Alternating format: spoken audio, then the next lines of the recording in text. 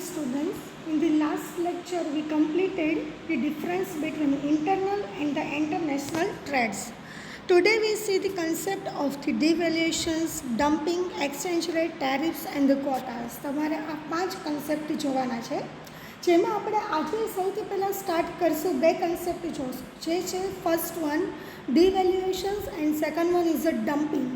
So first of all start with the devaluations. Devaluationsનો મતલબ શું થાય? તમારી મની છે એનું એક વખત વેલ્યુએશન થઈ ગયું, અગેન તમે એનું વેલ્યુએશન કરો તો એને કહેવાશે devaluations.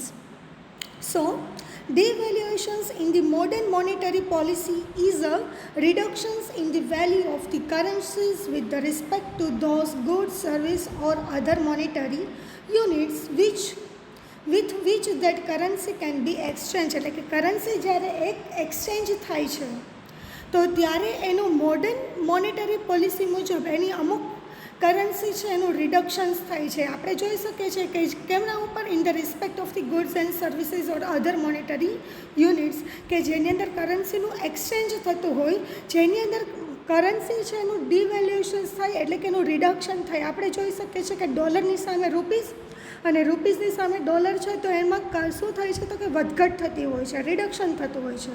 તો એક કરન્સીની વેલ્યુ વધારે હોય છે, એક કરન્સીની વેલ્યુ ઓછી હોય છે.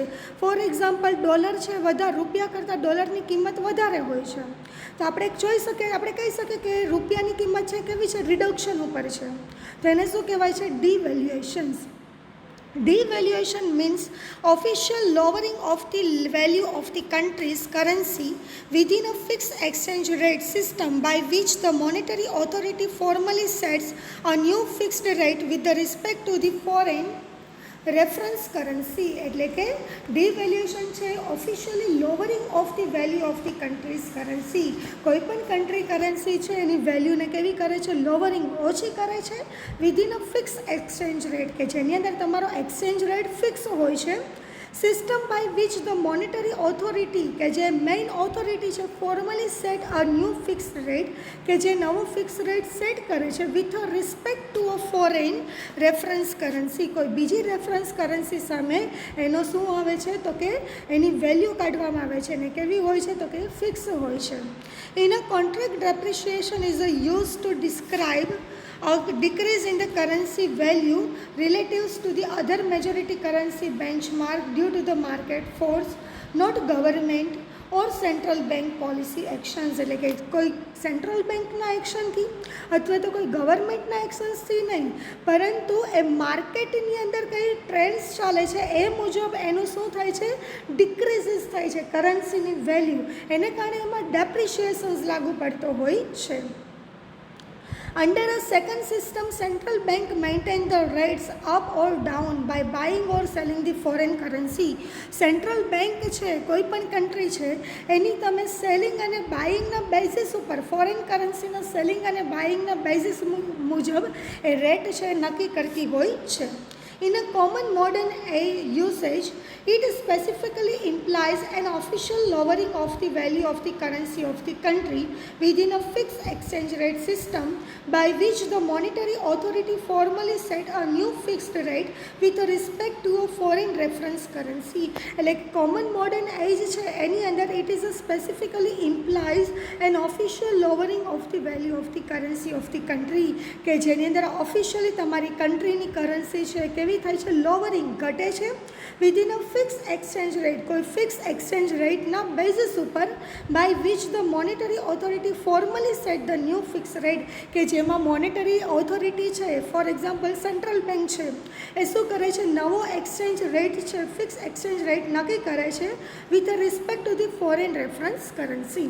In a contrast, depreciation is used for the unofficial increase in the exchange rate is a floating exchange rate system. Floating means any time એમાં ચેન્જ થઈ શકે છે, એટલા માટે એમાં ડેપ્રિશિએશન્સ છે લાગુ પડે છે, જે ઇન્ક્રીઝ થાય છે, અનઓફિશિયલી ઇન્ક્રીઝ થાય છે. તો opposite of the devaluation is called as a રિવેલ્યુએશન. એટલે કે ડિવેલ્યુએશનનું જ ઓપોઝિટ, એનું વિરુદ્ધાર્થી શું છે? રિવેલ્યુએશન છે. ડિવેલ્યુએશન એટલે કે તમારી કરન્સીની વેલ્યુ કેવી થાય છે? ઘટતી હોય છે. રિવેલ્યુએશન એટલે કે આગળ તમે એને રિવેલ્યુએટ કરો છો તમારી કરન્સીને. Depreciations and the devaluations are sometimes incorrectly used the interchangeably, but they always reference to the value in the term of the other currency. Depreciations અને devaluations છે incorrectly એનો યુઝ થાય છે, ઇન્ટરચેન્જ થાય છે, but always refers to the value in the term of the currency, પણ બંને છે કરન્સી વિશે જ કહે છે.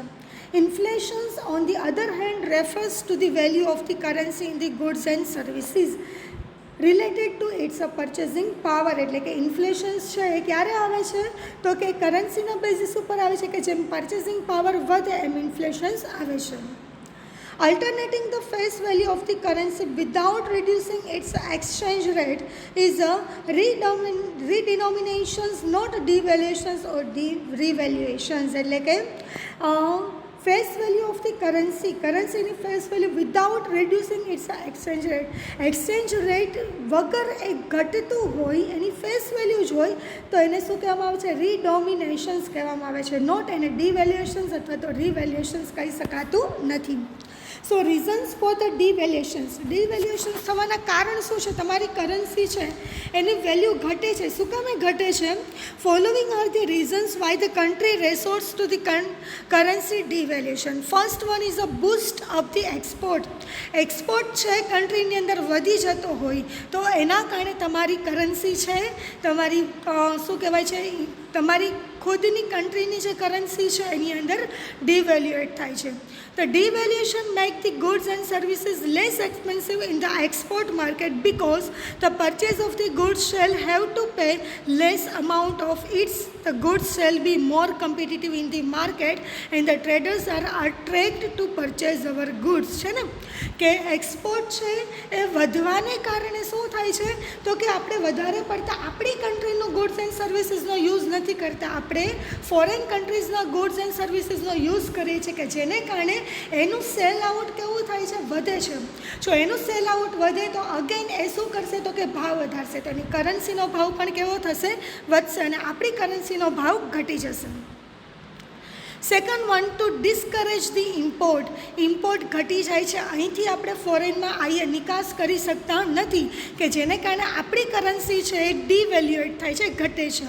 તો import shall be costlier because the domestic importers shall have to pay more amount in the term of the domestic currency that shall make the importer costlier. છે ને કે ઇમ્પોર્ટ છે અહીંથી કરવા માટે આપણી કરન્સીની વેલ્યુ ઓછી હોવાને કારણે આપણે ઇમ્પોર્ટ કરીએ તો આપણે વધારે પડતું કોસ્ટલી પડે છે, એટલા માટે આપણે ઇમ્પોર્ટ કરી શકતા નથી કે જેને કારણે આપણી કરન્સીની ડિવેલ્યુએટ થાય છે. Next one, two adjust the balance of the payment. Balance of payment છે એને એડજસ્ટ કરીએ છીએ એને કારણે પણ આપણી કરન્સીની વેલ્યુ કેવી થાય છે, ઘટે છે. As the import is a discourage, export increase, the balance of payment shall naturally be favourable. Due to the boost in the export and the reduction in the import, the trade deficit shall be narrow which is to good sign for the balance of payment of the nations. કોઈ પણ balance of પેમેન્ટને set out કરવા માટે import અને એક્સપોર્ટનો તફાવત જ છે, એક આ ડેફિસિટમાં હોય છે, કાં કેમાં હોય છે, સરપ્લસમાં હોય છે, પણ આપને શું થાય છે, લોસમાં જાય છે કે જે આપણા માટે નેરો છે એટલે કે નીચ છે. Advantages of the devaluation. Devaluation થવાના એડવાન્ટેજીસ પણ છે અને અમુક ડિસએડવાન્ટેજીસ પણ છે. તો એડવાન્ટેજીસ શું છે? Following are the advantages of the devaluation. First one, due to the devaluation exports shall increase because the goods becomes the less expensive and the more competitive. એટલે કે એક્સપોર્ટ છે વધે છે જેને કારણે તમારું એક્સપેન્સ છે કેવા થાય છે, ઘટે છે અને કોમ્પિટિશન્સ કેવી થાય છે, વધે છે. Second one, due to increase in the export, GDP gross domestic product of the country shall increase. એટલે કે જીડીપી પણ શું થાય છે, વધે છે. Third one, it may helps to reduce the problem of the unemployment. તમારું અનએમ્પ્લોયમેન્ટ છે કેવું થાય છે, ઘટે છે. Fourth one, good balance of payment situations make the economy sound and stable.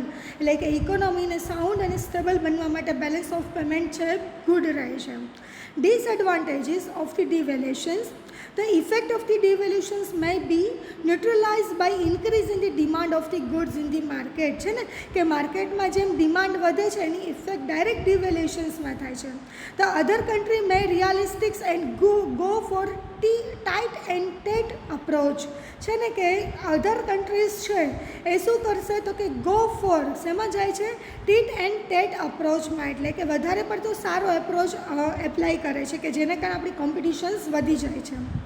The imported goods shall be costlier than maybe greater cost post the inflation છે ને કે ઇમ્પોર્ટ કરવા માટે તમારી કોસ્ટ છે કેવી થાય છે ખૂબ વધી જાય છે કે જેને કારણે ઇન્ફ્લેશન્સની સિચ્યુએશન્સ આવે છે. Next one, due to increase the demand there may be shortage in the domestic market that might lead to demand pull inflations, કેમ કે ડિમાન્ડ વધે છે એને કારણે ઇન્ફ્લેશન્સ છે કેવું થાય છે વધે છે, એને કારણે પ્રાઇસ પણ ઇન્ક્રીઝ થાય છે. તો મિડલ ક્લાસ ફેમિલીને એ એબ્ઝોર્બ કરી શકતા નથી. સો this is the concept of the devaluations. Second one is a dumping. Let us start with the introduction.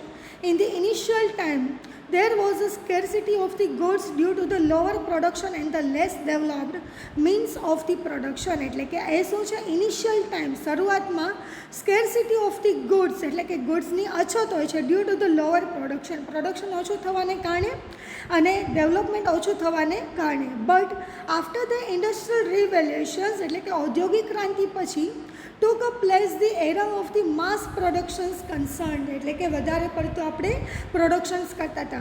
Certain consumers are able to produce the goods at the large scale at the lower cost due to the improved techniques and the economic of the scales એટલે કે economic of the scales અને ટેકનિક્સને કારણે એ લોકો ઓછી કોસ્ટમાં વધારે production કરી શકતા હતા. But due to the less consumptions પરંતુ એનો ઉપયોગ ઓછો થવાને કારણે in the domestic market they may sell their product at the cheaper rate in the other countries. તો એ શું કરશે તો કે આપણા જ દેશની અંદર છે એનો વપરાશ ઓછો થાય છે તે પ્રોડક્શનને વેચવા માટે, કેમ કે પડેલું છે વધારે પડતું પ્રોડક્શન કર્યું છે તો એકદમ પડેલું જ છે તો એ પ્રોડક્શનને વેચવા માટે ફોરેનની અંદર વેચવા માટે આપણે ઓછા રેટની અંદર આપણે શું કરી દઈએ છીએ વેચી દઈએ છીએ. This practices is known as a dumping in the economic term. એને શું કહેવામાં આવે છે ડમ્પિંગ કહેવામાં આવે છે, કેમ કે આપણી કન્ટ્રીની અંદર આપણે પ્રોડક્શન બહુ વધારે પડતું કરી દીધું છે કે જેને કારણે તો કે પ્રોડક્શન વધી ગયું છે અને કન્ઝમ્પશન વપરાશ કેવો છે ઓછો છે જેને કારણે સેલ ઘટી ગયું છે. તો જે વધારાના યુનિટ્સ પડ્યા છે તેને ફોરેન કન્ટ્રીઝની અંદર આપણે વેચીએ છીએ ઓછા રેટની અંદર, એને કહેશું આપણે dumping. Dumping simply means to dispose of the rubbish, waste or the unwanted material typically in the careless way. એટલે કે ડમ્પિંગ એટલે શું કહેશું આપણે રબીશ છે નકામું પડ્યું છે, વેસ્ટ પડ્યું છે, અનવોન્ટેડ મટીરિયલ્સ છે એને આપણે શું કરીએ છીએ તો કે ડિસ્પોઝ નિકાલ કરીએ છીએ તો એને શું કહેશું આપણે ડમ્પિંગ.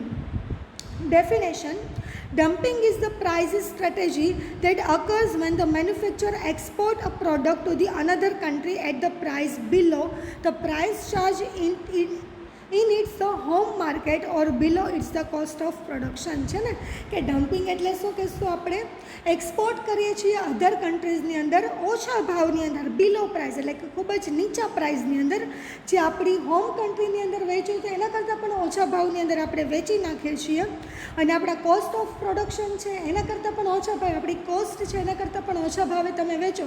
ફોર એક્ઝામ્પલ 10 રૂપિયાનું યુનિટ પડતું હોય કોસ્ટમાં અને એને તમે 8 રૂપિયામાં જ વેચી નાખો તો તમારી કોસ્ટ કરતાં પણ તમે શું કરો છો ઓછા ભાવે વેચો છો તો એને શું કહેશું આપણે ડમ્પિંગ.